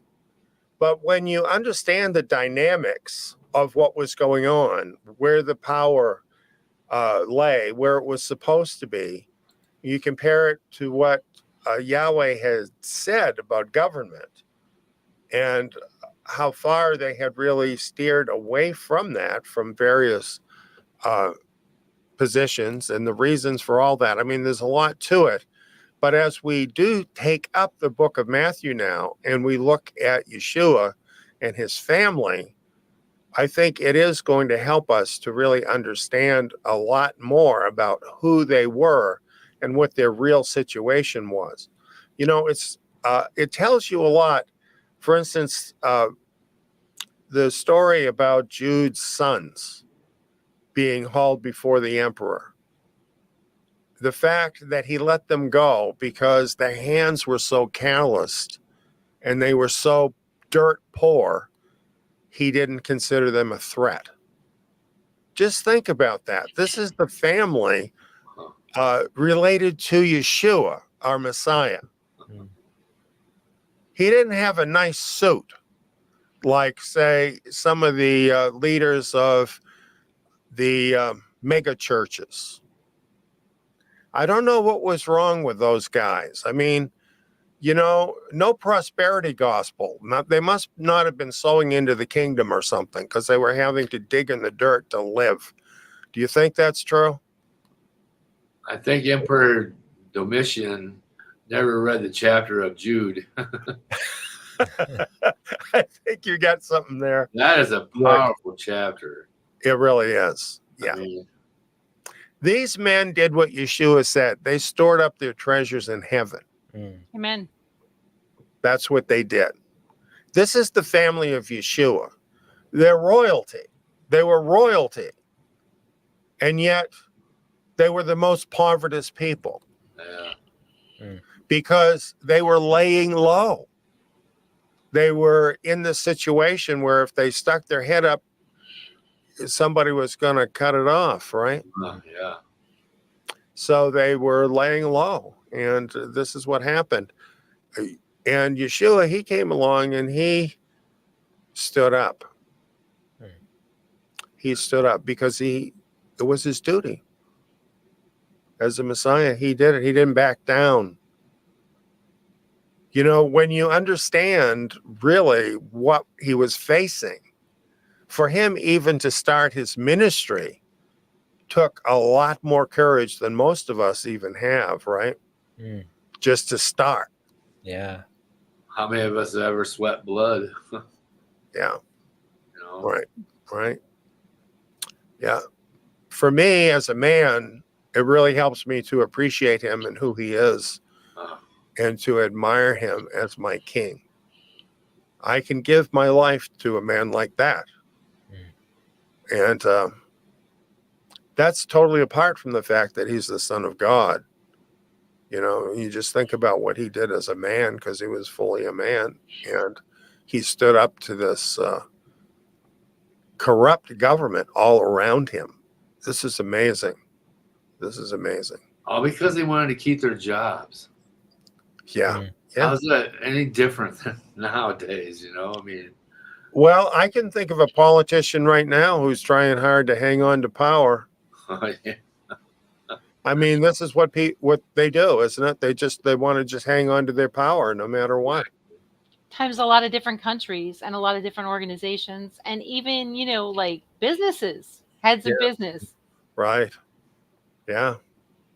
You know, and if politicians nowadays really loved the United States, they would give up their golden parachute for a year or two. Yeah. Bring this deficit down. They don't need money. They're all so filthy rich. They are. And, you know, isn't it interesting that you have people who aren't rich that go into politics, they get elected, and before long they're millionaires? How does that happen? Because they fall victim to the system. They do. Yeah, they really do. So corruption is our problem too. And this is something I think where it helps us to look at Yeshua. We see him surrounded by all this corruption, dealing with a corrupt system. And we have to deal with a corrupt system. We live under a corrupt system, and don't let anybody fool you. That's how it is. And yet, we need to be righteous people. We need to do the right thing. We need to not fold in the way of giving in. We can't be giving in to the system. And, you know, in the past, we had a period of time, I'm thinking here in America, probably in the West as a whole, where people were more live and let live. And that's over. Now, they tell you what is right, and you're expected to believe it. You're expected to do it. Somebody can be a giraffe, and they tell you to call them an elephant, and you better do it. You know, it's interesting because that's very similar to that first century Sanhedrin structure. You know, what they say goes, and nothing else is allowed to challenge that. Right. So standing for the truth, as Yeshua did, that takes courage. And we're all challenged in the times we're in. And because truth is the most dangerous thing in the world to these people. This is why, of course, they want to shut that down. So it gives us a lot to think about, a lot to pray about, I think, when we really look at this story of Yeshua and what he and his family and the other believers endured. Well, I think we have another slide. This is our final slide. And I think I'll read this. In the fullness of time, God sent forth his son. He was born from a woman, born into a culture, in which legalistic perversion of the Torah was the norm, so that he might redeem those in subjection to this legalism and thus enable us to be made God's sons. Now, this particular translation is telling you what really happened. A lot of times what you read, sometimes even in translations of the New Testament, of course, is based on what people already know or think. In other words, people can only tell you what they know. And a lot of times what you'll read and what you hear is that the Torah or the law was the bad thing that Yeshua came to do away with. Huh. But what he really came to do away with was legalistic perversion of the law of God, not the law of God itself. And if you think about it, of course that's what happened, because the law of God is from who? God. So how can, like in the Old Testament, the law of God come from God, who is good and righteous, and then in the New Testament, it's a bad thing to be done away with? Does that make sense? No. Isn't that called replacement theology? It is. So what he came to deal with was this perversion of the God's law. Now, a good example of this was in the video tonight, the Cross Bowl. Okay, in God's law, every 7 years, all of the debts were to be canceled. So, of course, in the Sanhedrin, they were all the well-heeled people, right? They were all the people that had the money and the wealth. And so they came up with a new rule. If you have a debtor owes you money, turn that debt over to them on the 7th year. And then when you're at the 8th year, they'll give you back the money for a price. Mm-hmm. Meanwhile, the debtor, who is supposed to have been set free that year, just has to pay the money. So the whole Torah rule has been perverted. This is the sort of thing that Yeshua was against, not the Torah itself, but the law of the Pharisees and the Sadducees. This is what he was against. This is what he had to deal with. And of course, this is what you're dealing with the Sanhedrin. And when you read about what happened with Yeshua in the Gospels, it's showing you how corrupt the whole thing really was. And it needed to be dealt with. And it was dealt with. Yeshua did deal with it. And that's why it came to a horrible end. That's really what happened. But why did he go through all of that? Why did he go through all of that? It says that he might redeem those in subjection to this legalism and thus enable us to be made God's sons. Well, it's not just the corrupt government of 2,000 years ago that has people in bondage, right? Isn't this something that just keeps repeating itself in governments, in religion also? Yeah. People are brought under bondage. Yeah. And here's the answer. He enables us to be made God's sons. Sons and daughters, I can add, because the scriptures do talk about his daughters as well. We're talking about real freedom that comes through Yeshua. And I just think that's very powerful. But we notice also when it happened in the fullness of time. For Yahweh, there's a time for everything. And it seems like a long time. Seems that mankind has been in a pretty big mess for a very long time. There's a fullness of time. There's also a fullness of time for it to all come to an end, one generation. Rick, do you think we're there? I think we're inching closer by the day. Yeah. No. Yeah. We can see through the way the world is going, right? It matches up to the prophecies Sure does. in Scripture. Yeah.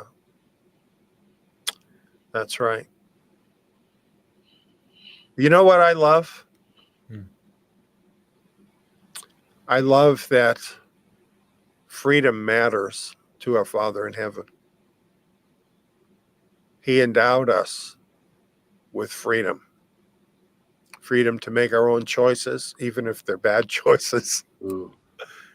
Right? Yes. And he respects that.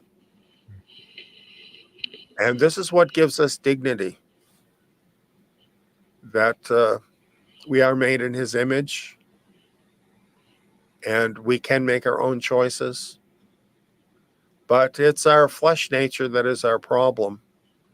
And it is Yeshua the Messiah that is our answer. We have everything we need in him. So in a time of great corruption like we're living in today, like he lived through when he was on the earth, it is time to turn to him. He really is the answer. And we can stand strong as his followers did. You know, I think about those disciples.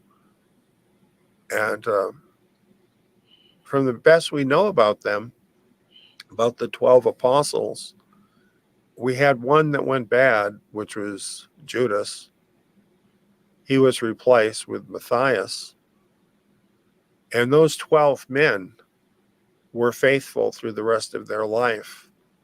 And except for one who died of natural causes, the best we know, who was the Apostle John, all of the others died in the same way Yeshua did, by facing up to a corrupt and evil system with the gospel of Yeshua, and they would not back down. So this is what we need to think about, who we want to be. And this is the challenge, I think, when you're living in corrupt times, because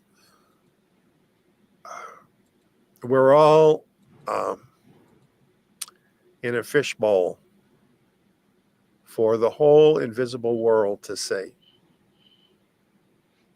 And what you do in facing up to the world we live in today, which is very complex, very corrupt, and very, very misguided, what you do is going to really determine who you are forever. And it's all being displayed. It's like, you know, it's like we're all in this theater that they're watching in heavenly places to see what we do. It is the fullness of time for each of us. Something to think about, isn't it? Well, that's what I have for tonight. And Solomon, any final thoughts?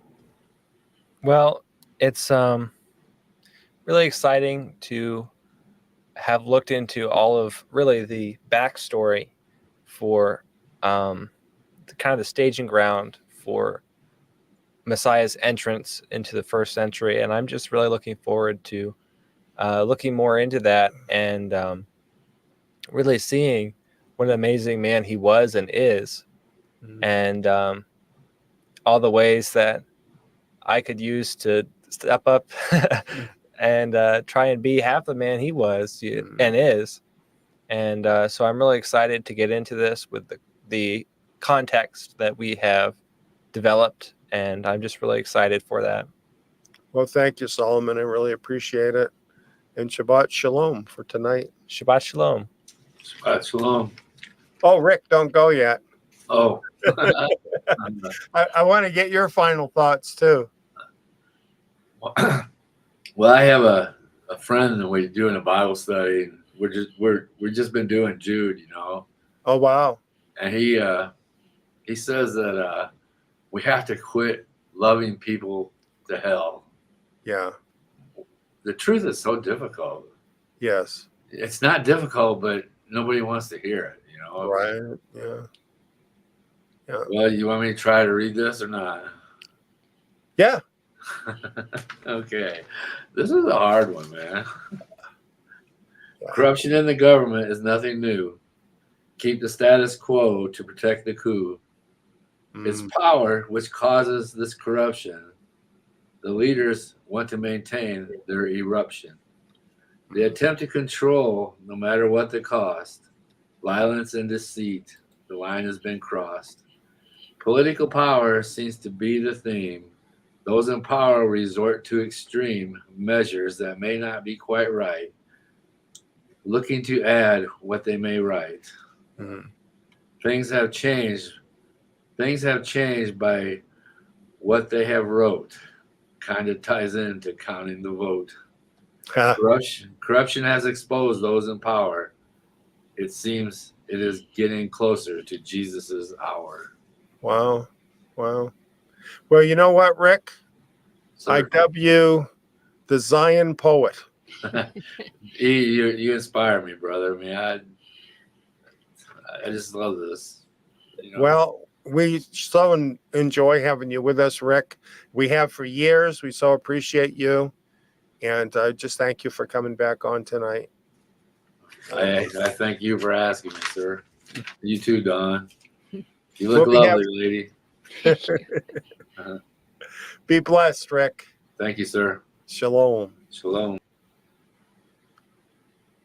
And Dawn, I guess it's down to you and I. Yeah.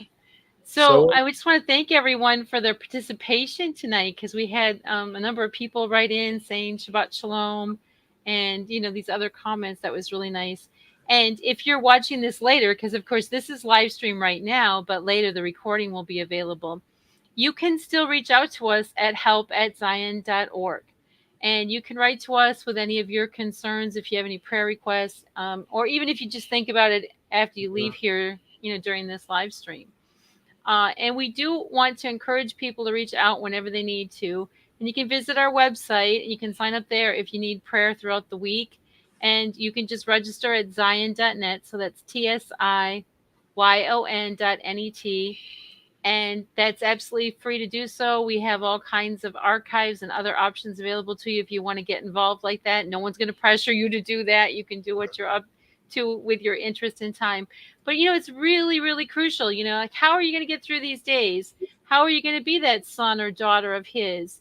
How are you going to honor him in a world that's full of just crazy stuff going on all the time if you don't step up and study his word and understand and get set free, just like he was trying to do in that first century? How we can get set free from the wrong thinking, wrong teaching, and the things that we believe that aren't true, and get his thinking, his mind instead.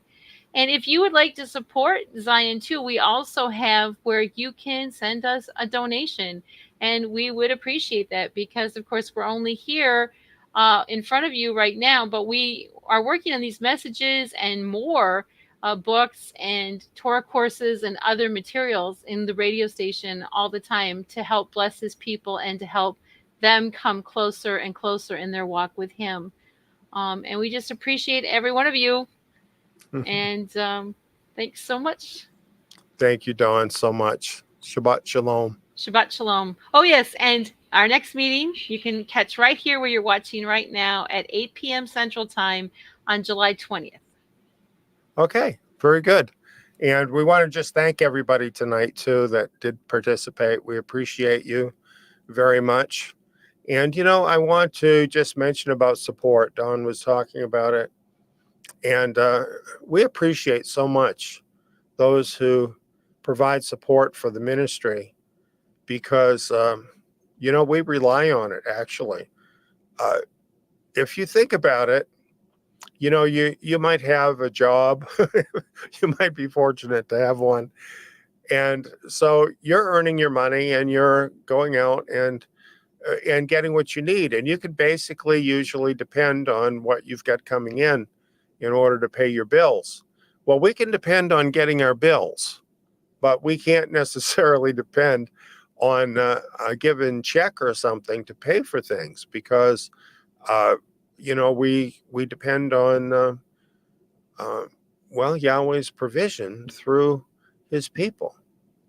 And so all of you who are in that position, who help to support us in this mission, you're really a part of what we're doing. You help us to keep the lights on. You help us to be able to do this work.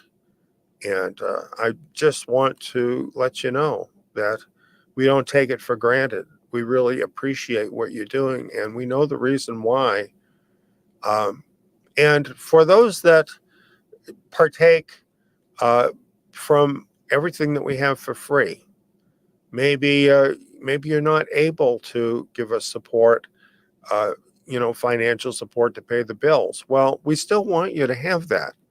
That's why we're doing all that. And the ones who are donating, this is why they're donating, because not only did they get something out of it themselves, but they want other people to get something out of it. We don't begrudge that to you. We know there's lots of folks right now who are having tough times and they're not able to help. We appreciate you anyway, and we want you to keep coming. And do pray for us, though, because your prayers really do matter to us, and they do help us. We do need that, and we're praying for you too. So those are some things I just wanted to say from my heart to all of you, and we really love all of you. In the times that we're living in, people like you are really rare. You're important to us. So let's pray together. Father, we come to you tonight, and we just thank you for helping us to have this perspective of realizing how things really were for Yeshua and his family when Yeshua came into the world, to realize that he came into a world that was full of corruption. And because he was of the house of David, it was set up. His world was set up against him from the very beginning. From the day that he started his ministry, Father, he was facing this issue. And he was facing a corrupt power structure that had absolute authority. And yet, Father, he did not hold back from putting everything on the line for your people. And he did come as king. And Father, he is our king. He is worthy. He alone is worthy to be king. He alone is worthy to rule, Father. And we absolutely accept that. Blessed is he who comes in the name of the Lord, Father. Yeshua Messiah, your son, the son of David, the king over the kingdom of David. Father, we recognize him for who he is. We look forward, Father, to his return and setting up the kingdom over the whole world. But in the meantime, we're living as part of his kingdom.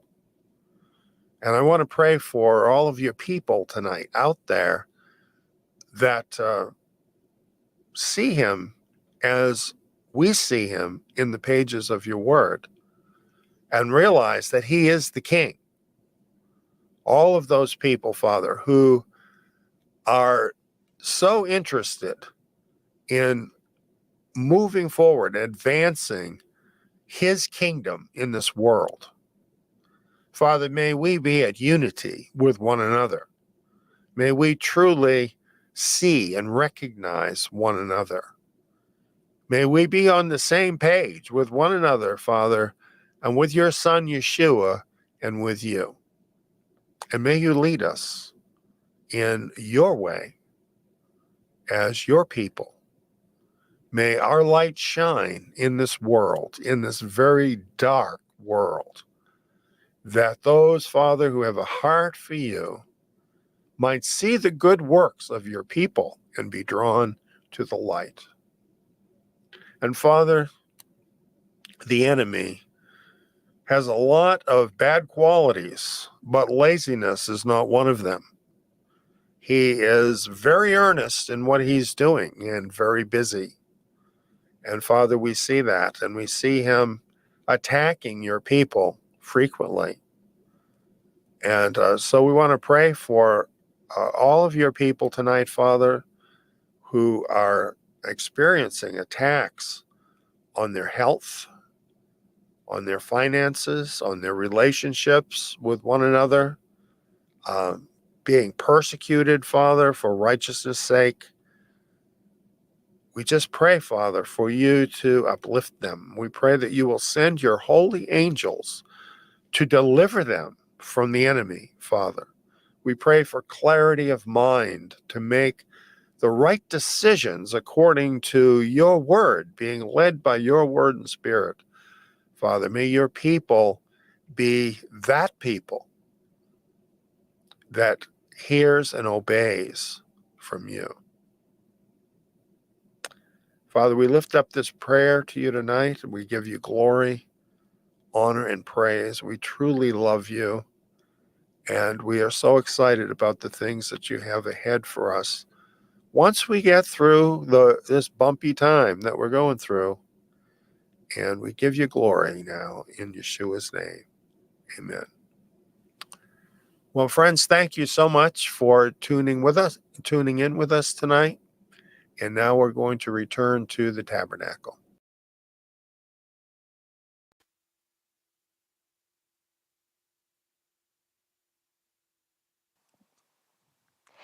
We're going to close the meeting now in praise and worship. But before we do, I just want to thank you all for being with us. And we'll see you next time. Shabbat Shalom.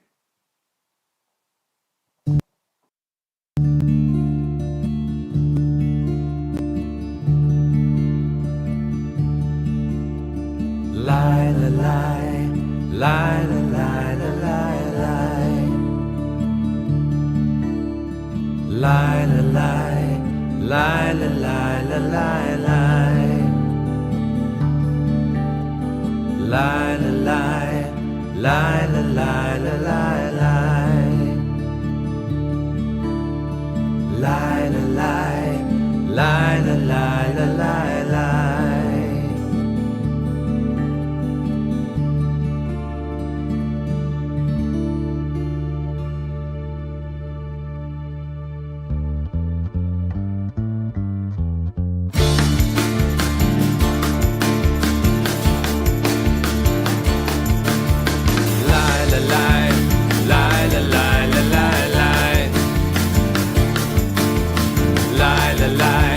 Lie,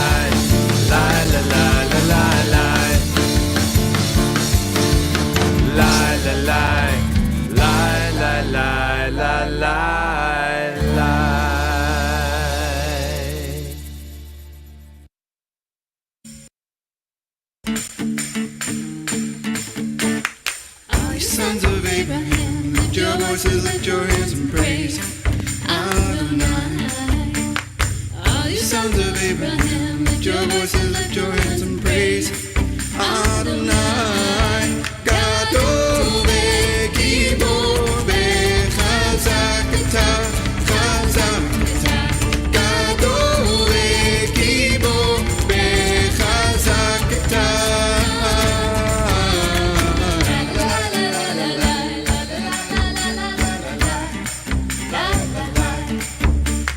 Great and mighty is our God, my strong tower and my rock I'll praise Adonai. Great and mighty is our God, my strong tower and my rock I'll praise Adonai. Gadol v'gibor v'chazak atah, chazak atah. Gadol v'gibor v'chazak atah.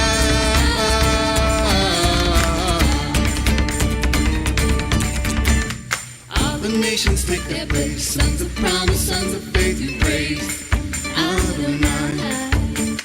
All the nations take their place, sons of promise, sons of faith and praise Adonai.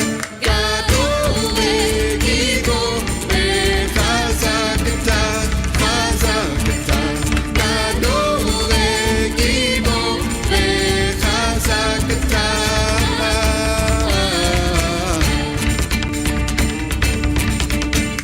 By your spirit, by your grace, we will enter Zion's gates with praise Adonai.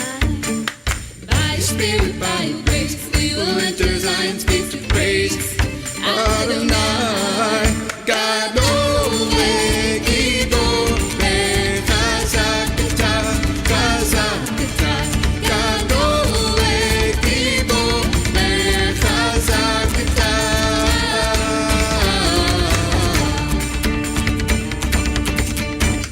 Israel hidden by your wings, together we will shine, sing and praise Adonai. Israel hidden by your wings, together we will shine, sing and praise Adonai.